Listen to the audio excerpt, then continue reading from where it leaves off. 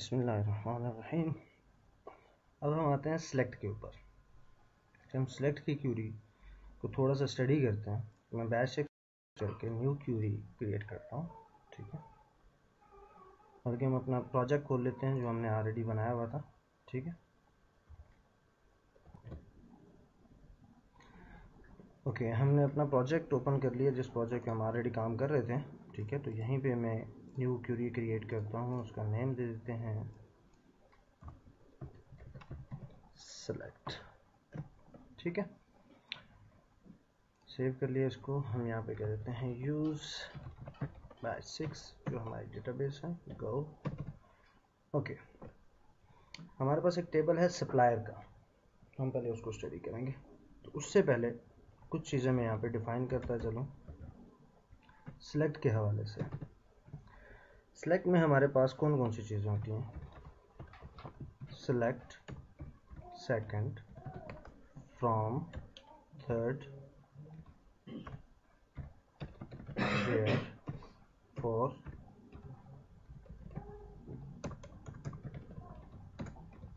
Group by,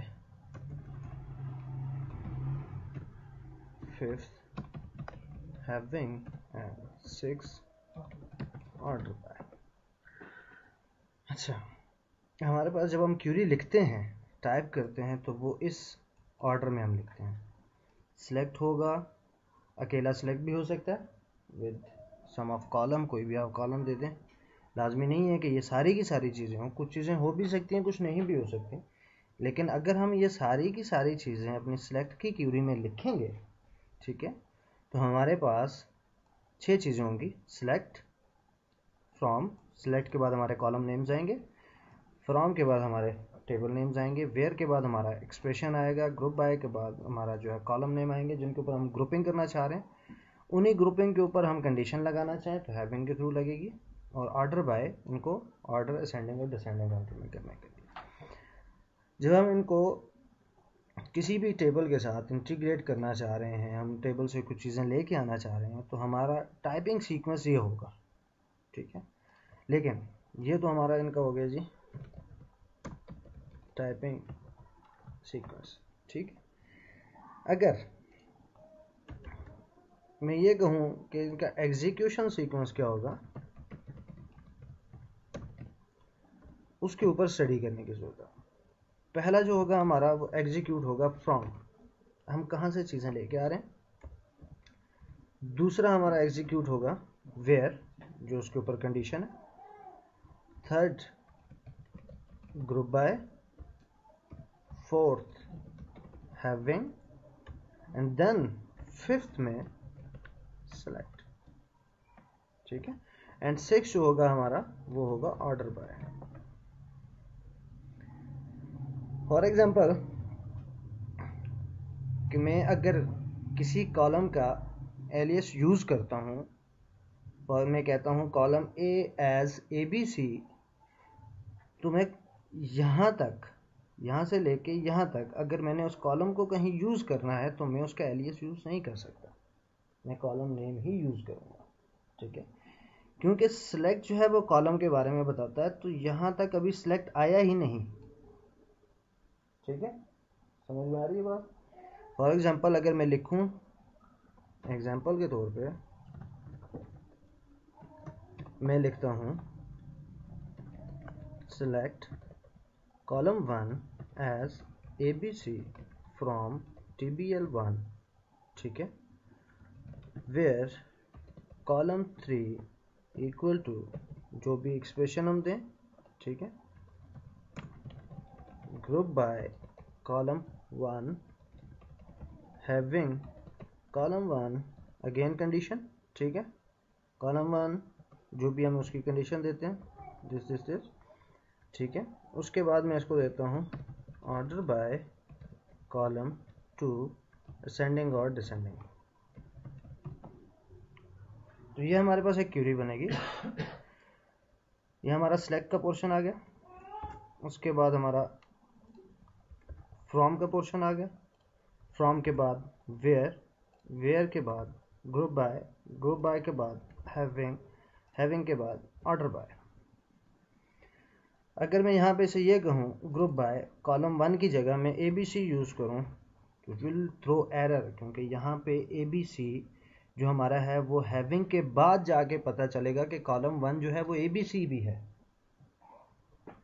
ठीक है, having के यहाँ तक एग्जीक्यूट होने के बाद हमें पता चलेगा कि सिलेक्ट हमें बता रहा है कि कॉलम 1 जो है वो ABC भी है। ठीक है, लिहाजा ऑर्डर बाय में हम ABC यूज़ कर सकते हैं, लेकिन यहाँ पे नहीं कर सकते। ठीक है, यहाँ पे नहीं कर सकते। ठीक हो गया, वेयर में नहीं यूज़ कर सकते। क्लियर होगी कहानी कि जो हमारा एलियस है उसको हम ऑर्डर बाय में यूज़ कर सकते हैं, बाकी किसी जगह यूज़ नहीं कर सकते। यहाँ तक क्लियर है कहानी? ओके, अब हम आते हैं रियल एग्जांपल्स के ऊपर। मैं इसको सेव करता हूँ। मैं इसे कहता हूँ select static. Static means all columns, तमाम के तमाम कॉलम्स फ्रॉम सप्लायर, जो हमारा टेबल है। ठीक है, सिंपल। पहले मैं बाकी चीज़ें यूज़ नहीं कर रहा, मैंने दो चीज़ें यूज़ की, सिलेक्ट एंड फ्रॉम। तो फ्रॉम पहले एग्जीक्यूट होगा, सिलेक्ट बाद में एग्जीक्यूट होगा ड्यू टू दिस ऑर्डर।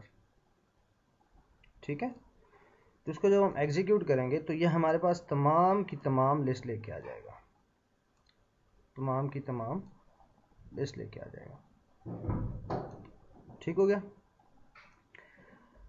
अच्छा, इसमें हमारे पास कोड है, नेम है, ठीक है, एड्रेस, एड्रेस टू, सिटी, ये चीज़ें हमारे पास आ गई।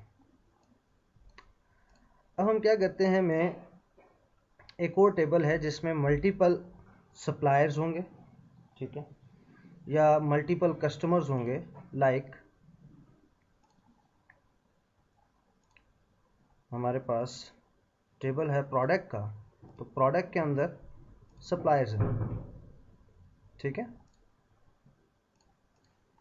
यहाँ पे मैं लिखता हूँ सिलेक्ट स्टैटिक फ्रॉम, कहाँ से, प्रोडक्ट्स, तमाम के तमाम प्रोडक्ट्स जो है वो ले आओ। अब यहाँ पे मेरे पास सप्लायर कोड्स आ रहे हैं।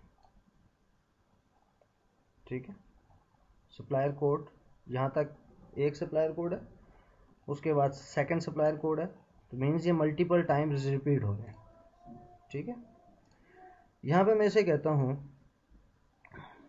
कि क्या करो, काउंट करो, किस चीज़ को, कोड के कॉलम को। इसको मैं कमिट करता हूँ फर्स्ट वन को, कंट्रोल R, थोड़ा सा रूम लेने के लिए जगह का। अब मैं इस सीक्वेंस के ऊपर आता हूँ।